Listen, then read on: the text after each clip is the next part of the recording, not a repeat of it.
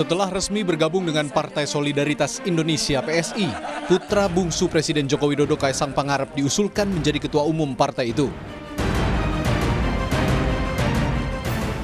Konon sejumlah pengurus daerah dan wilayah PSI bakal mengusulkannya dalam acara partai Senin malam.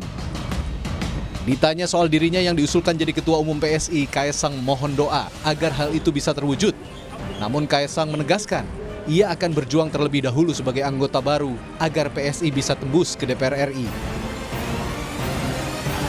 Ya dulu, tapi yang mau gimana pun pasti nanti kami dari PSI, kalau mungkin bukan saya ya kami akan memajukan tokoh-tokoh nasional yang emang pantas untuk dimajukan. Ya sekarang saya akan berjuang sebagai anggota.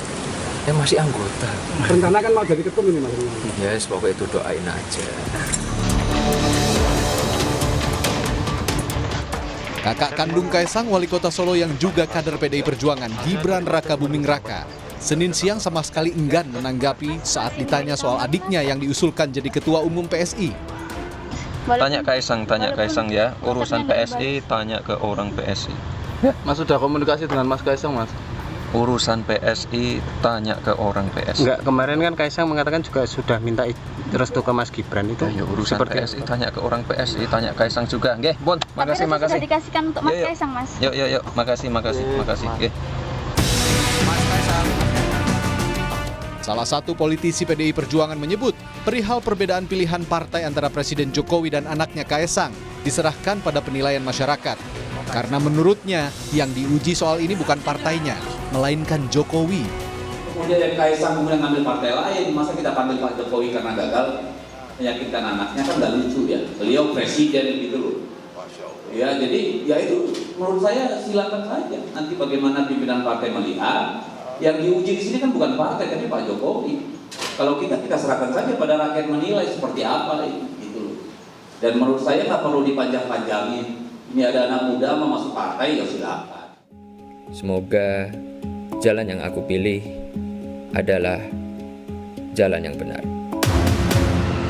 Namun ada pula analisis politik yang mengatakan masuknya Kaesang ke PSI merupakan suatu penghargaan dari keluarga presiden. Karena selama ini PSI selalu tegak lurus mendukung Jokowi. Karena itu Kaesang pun dinilai akan siap untuk diusulkan jadi ketua umum PSI. Kaesang siap menjadi orang penting ya, entah itu ketua umum ataupun dewan pembina, yang saya kira dua posisi strategis yang di PSI memang nyaris cukup prestisius ya. Jadi tidak mengherankan kalau kemudian per hari ini kita bisa melihat bagaimana Kaesang Pangarep ini kemudian mendapatkan kartu anggota partai dari PSI. Mungkin Kaesang melihat bahwa ada mutual understanding antara PSI dan Kaesang. PSI lihat sebagai partai politik yang selama ini memang selalu tegak lurus, selalu pasang badan dengan Jokowi. Saya sudah mendapatkan izin dan restu dari keluarga saya. Beberapa waktu lalu Kaesang pernah dianggap melakukan prank atau lelucon politik. Ketika di kanal YouTube miliknya, ia mengatakan siap jadi Depok 1. Hingga kini tidak ada kejelasan soal pernyataan Kaesang yang dianggap publik akan maju di Pilkada Depok. Semoga masuknya Kaesang ke kancah politik melalui PSI ini bukanlah lelucon, tapi serius bisa merepresentasikan sosok muda yang kompeten di dunia politik. Tim Liputan, Kompas TV, Jakarta.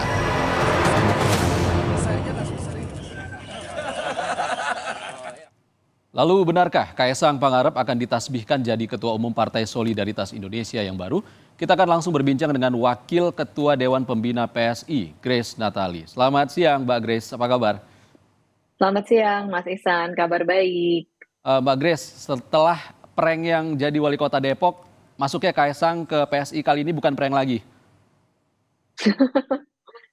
Itu kalau yang di Depok kayaknya juga terkait dengan pembukaan stand pisangnya Mas Kaesang deh, nampaknya gitu.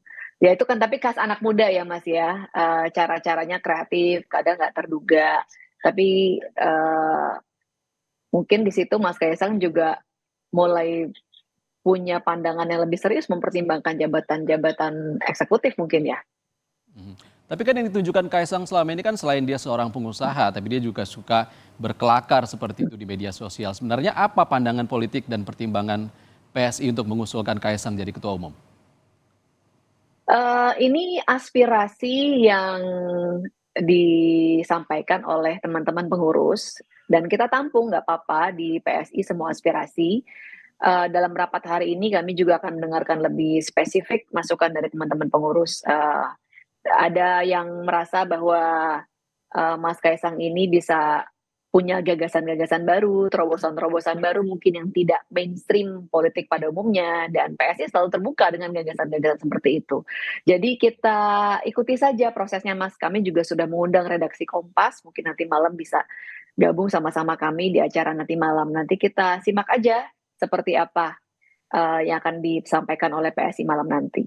Tapi ada juga loh Mbak yang menilai kalau masuknya Kaisang ke PSSI ini karena kaderisasi di PSI tidak terlalu berjalan gitu. Kaderisasi di PSI berjalan, kami usianya memang baru 9 tahun, tetapi kami berbangga hati bahwa di usia yang 9 tahun ini kami punya komitmen dan sudah dijalankan untuk melakukan regenerasi.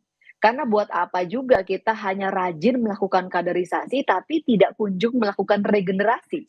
Di PSI kami sudah berhasil menelurkan paling tidak sejauh ini ada 2 orang ketua umum, 2 orang sekjen, paling tidak ya, di mana di tempat-tempat lain di partai-partai yang lebih senior bahkan ada yang belum pernah berganti ketua umumnya. Jadi kaderisasi dan regenerasi di PSI berjalan tidak ada hambatan kok Mas Ihsan, insya Allah.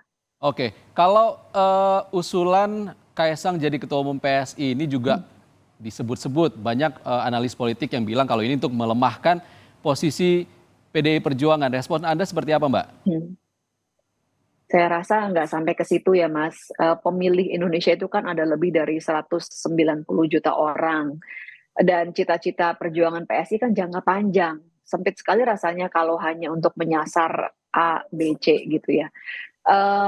Mas Kaisang pribadinya ramah. Kami sudah kenal dengan Mas Kaisang sudah cukup lama dan Mas Kaisang ini banyak sekali interaksinya dengan teman-teman pengurus, dengan anggota legislatif yang dimiliki oleh PSI, antara lain juga melalui podcast-podcastnya. Mungkin dari situ akhirnya timbul titik temu, timbul kenyamanan sehingga memberanikan buat Mas Kaisang memberanikan diri untuk terjun ke dalam politik.